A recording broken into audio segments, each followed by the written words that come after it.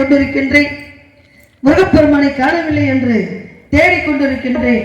எப்படி தேடுகின்றேன் என்றால் தானா வந்த சந்தனம் தானா வந்த சந்தனமே உன்னை தழுவ என் சம்மதமே தானா வந்த சந்தனமே உன்னை தழுவ என் சம்மதமே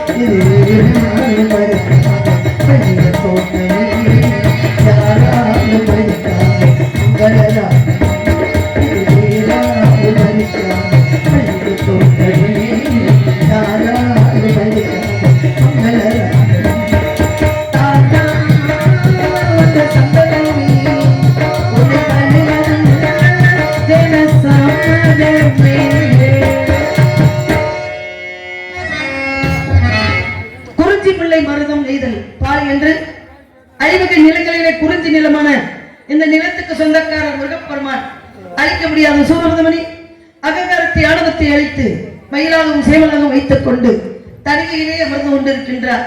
சோகத்தோடு இருக்கக்கூடிய முருகப்பெருமானுக்கு செந்தனை என்று சொல்லக்கூடிய முழுமையான தானியத்தை பயிர் செய்திருக்கின்றோம்.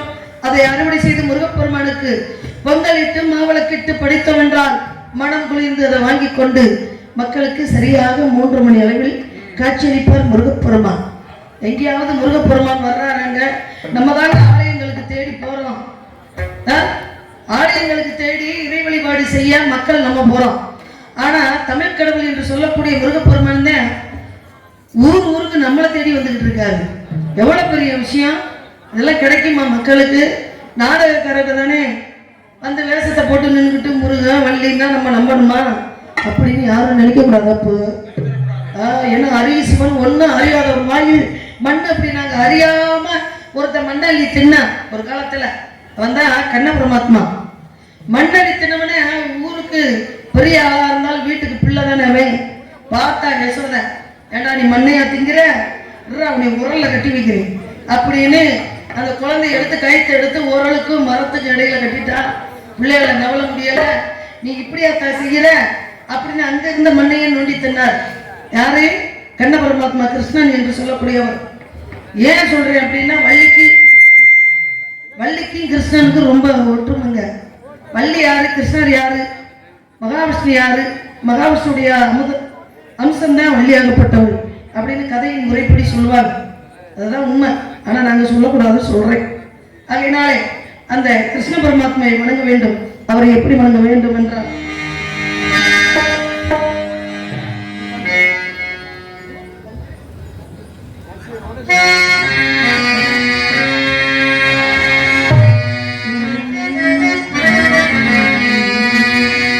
கங்கை கரை தோட்டம், கங்கை கரை தோட்டம், கன்னி பெண்கள் கூட்டம், கண்ணன் நடுவிலே, கண்ணன் நடுவிலே, காலையிலும் காட்டு பாடி வரும் பாட்டு, இதிலும் அவன் குரலே, இதிலும் அவன் குரலே. அதே பாட்டு, அருமையான மியூசிக், அருமையான ஒளிப்பதிவு. இதெல்லாம் பார்க்கும் பொழுது ஆமாங்க,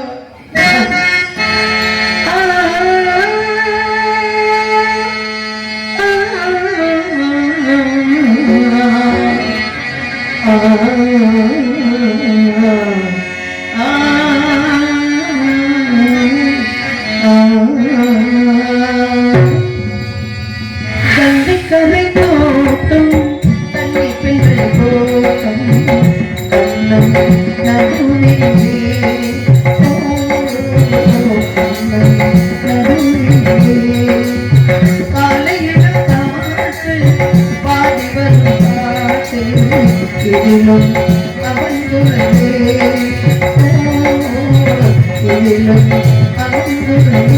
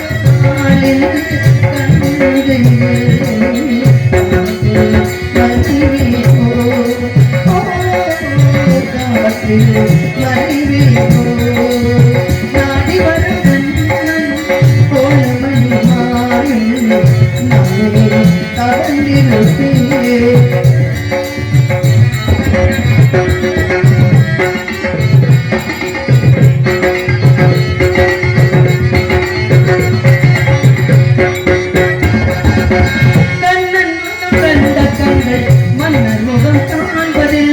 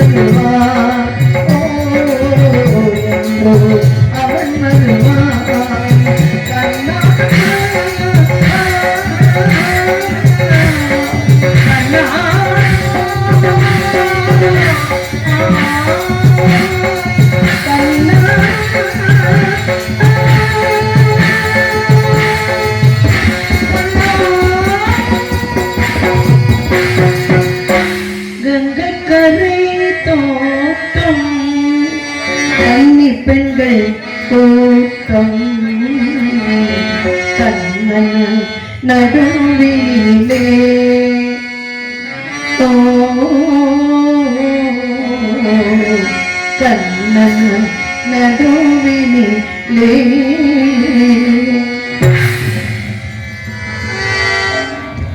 முருகன் தான் கண்ணன், கண்ணன் தான் முருகன். ஏன்னா உலகத்துல மலையேறி போனாலும் மச்சின தெய்வம் வேணும் அப்படின்னு சொன்னாங்க. அதுலயும் பாருங்க, மச்சின தெய்வம் மட்டும் இருந்தா பத்தாது, மருமகன் தெய்வம் வேணும் இல்லையா? பாருங்க, சூரபதமனை அங்கே திருச்செந்தூரில் போர் புரியும் பொழுது தன்னுடைய தாய் மாமன் என்று சொல்லக்கூடிய மகாவிஷ்ணு அவதாரம் என்று சொல்லக்கூடிய வாகனம் என்று சொல்லக்கூடிய இந்த கருண பகவான் வந்தாதான் சூரசங்காரமே நடக்கும். அப்ப மருமகனை எவ்வளவு பத்திரமாக பார்த்துக்கிறாரு. அப்பேற்பட்ட முருகனுக்கும் மகாவிஷ்ணு என்று சொல்லக்கூடிய கிருஷ்ண பரமாத்மாவுக்கும் நிறைய ஒற்றுமை இருக்குங்க. மாமாவும் மருமகனுக்கும் அம்புட்டு ஒற்றுமை. அந்த வகையிலேயே உருவத்தை காட்டி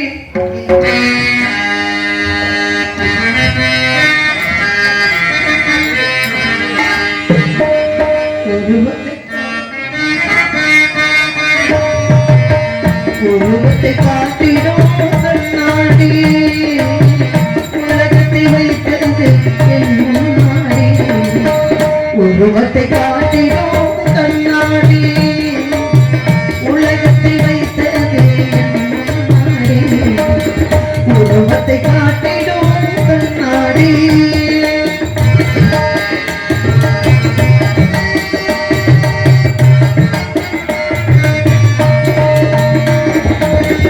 உலகம் என் புகழை பாடட்டும், உயர்த்தவள் நான் என்று சொல்லட்டுமே.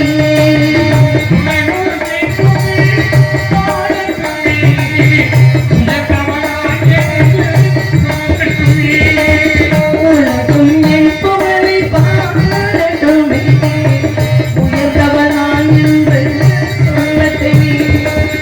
புலவர்கள் புகழை பேசட்டுமே,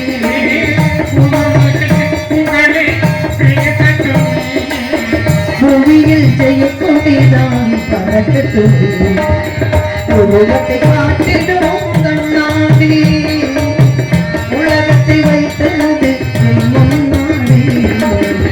உருவத்தை காட்டிடும் கண்ணாடி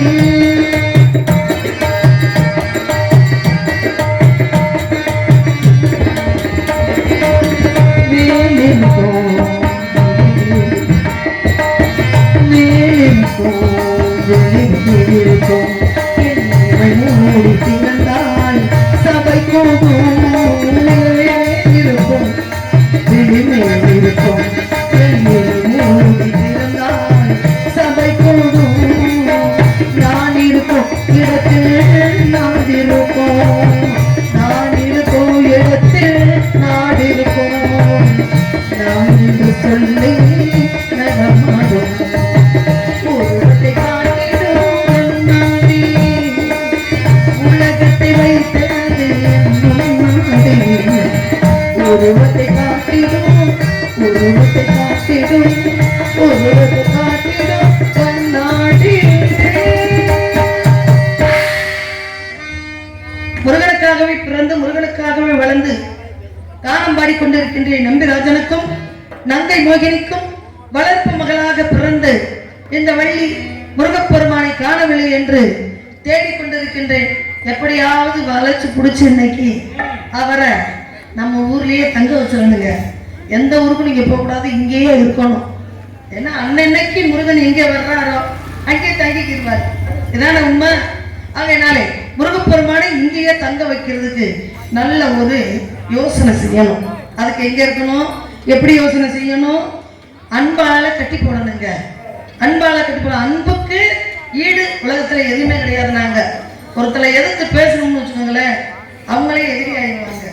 ஒருத்தரை அன்பால சாதிச்சோம்னு வச்சுக்கோங்களேன், அடாடா பாருங்க நல்ல பெரியவங்களா இருப்பாங்க.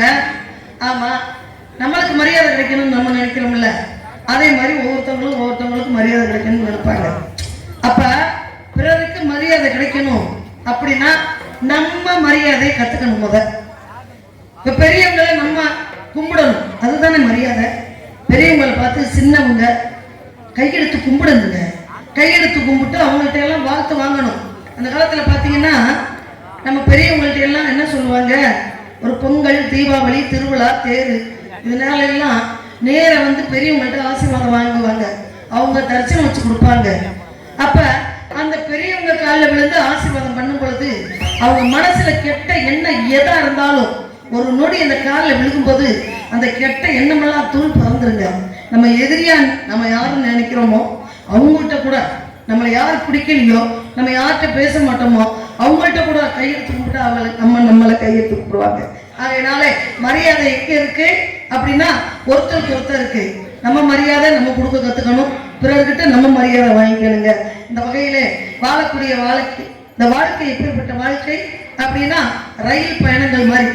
இந்த ரயில் பயணங்கள்ல நம்ம பூமிக்கு வந்திருக்கோம். சின்ன குழந்தையில இருந்து கண்ணாடி பார்க்கிறோம், எம்பிட்டு அழகா இருக்கும் அப்படி நம்ம பார்த்துக்கிட்டு இருக்கோம். ஆனா காலங்காட்டி என்று சொல்லக்கூடிய கடிகாரம் ஒவ்வொரு நாளும் நம்ம எதை நோக்கி போறோம், முதுமையை நோக்கி போயிட்டு இருக்கோம். இந்த வாழக்கூடிய கொஞ்ச நாளையில விட்டு கொடுத்து எதை நம்ம பிறக்கும் போது என்ன கொண்டு வந்தோம், எதுவுமே கொண்டு வர்றதில்லை. நம்ம போகும்போது நம்ம கிட்ட எதுவும் போடவும் மாட்டாங்க. மானத்துக்காக துணி போடுவாங்க, அந்த துணி தான் மிச்சம் அப்படின்ட்டு போடுவாங்க. அது எந்த துணின்றது நமக்கு தெரியுமா, தெரியாது இல்லையா?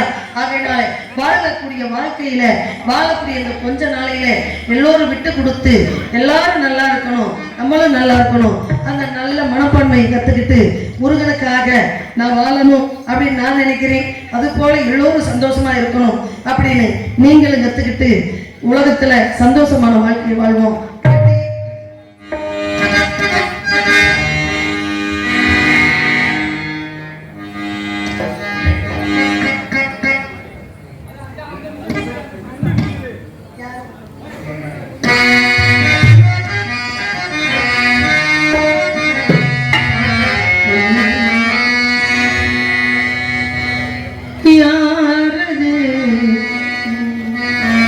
சொல்லாமல் நெஞ்சல் போறது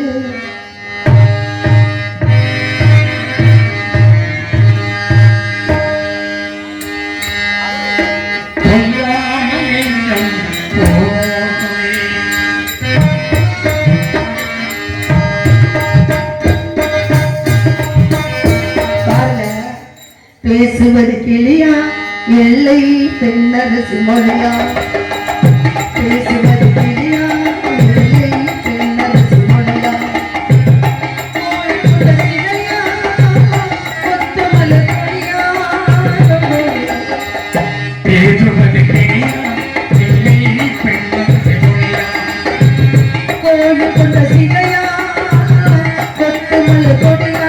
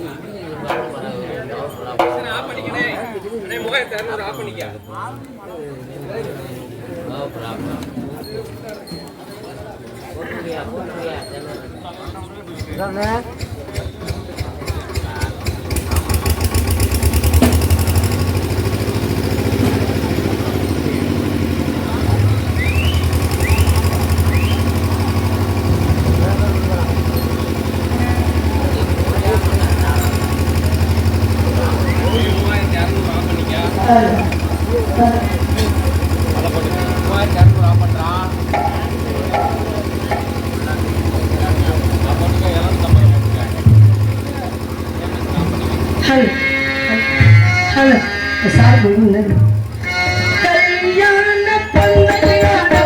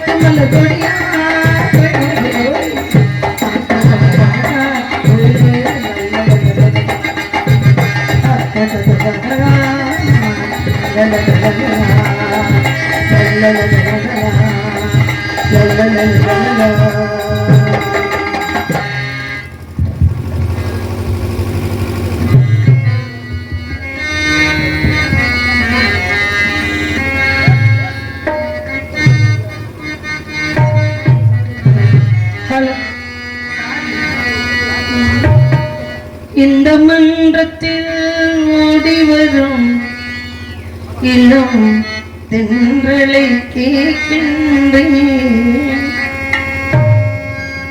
இந்த மன்றத்தில் ஓடி வரும் இளம் தென்றலை கேட்கின்றேன். நீ சென்றிடும் இதனிலே என் தெய்வத்தை காண்பாயோ. இந்த மன்றத்தில் ஓடி வரும் இளம் தென்றலை கேட்கின்றேன்.